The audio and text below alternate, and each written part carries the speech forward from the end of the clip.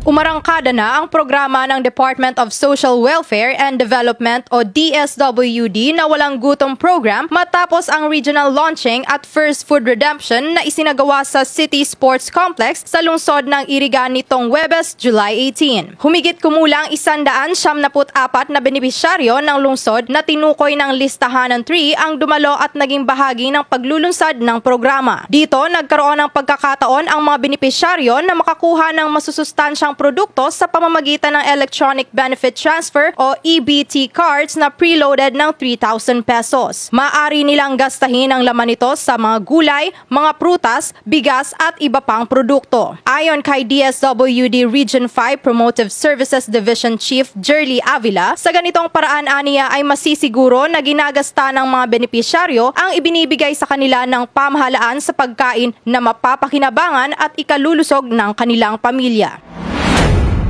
Para masiguro natin na yung nutritious food talaga ay nandoon na sa hapagkainan nila. Kasi kung titingnan natin, di ba yung food credits niya ay 3,000, balance yon. Mayroon tayong 1,500 for the carbohydrates, mayroon tayong 900 for the protein, at saka mayroon tayong 600 for the vegetables and fruits and fats and oil. So yun, base doon, kung yun yung ibibigay natin, may sisiguro natin na magiging balanse din yung pagkain na dadalhin o iuwi ng ating mga beneficiaries ng Walang Gutom Program. Samantala, nagpasalamat naman si Iriga City Mayor Wilfredo Rex Oliva sa DSWD, gayon din kay Pangulong Ferdinand Marcos Jr. sa ibinabang programa ng ahensya sa kanyang lungsod. Hiniling din naman ng alkalde na gamitin sa tama ang programa ng pamahalaan. Beneficiaries, we should be thankful. Kailangan natin magpasalamat dahil lagi natin sinasabi. Magpapasalamat sa Panginoon, and this is again another blessing. Kaya sa mga beneficiary, ang magpapasalamat din nila sa ating Sinulo, and gamitin nila ng tama ang napakagandang programa ito dahil this is intended. Mag-ibig lang po kayo ha, kayo maalis sa upuan ninyo. Kami po ang magsasabi kung pa kayo na kayo para hindi po tayo magsisipin doon sa mga suppliers. Okay po? Nagkakaintindihan po kita? Klaro po ang regulasyon ng Walang Gutom.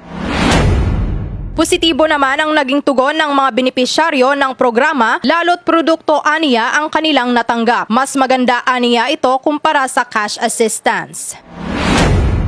Kahit paano nakatulong sa kahirapan. Maganda itong programa to sa gutom. Yung walang-wala, nakakatulong sa mga mahirap. Thank you. Mga gayon, katatabang papasalamat kami na kuyan kayo mga ayudaman. Malaking tulong na po ito, ma'am, sa pamilya.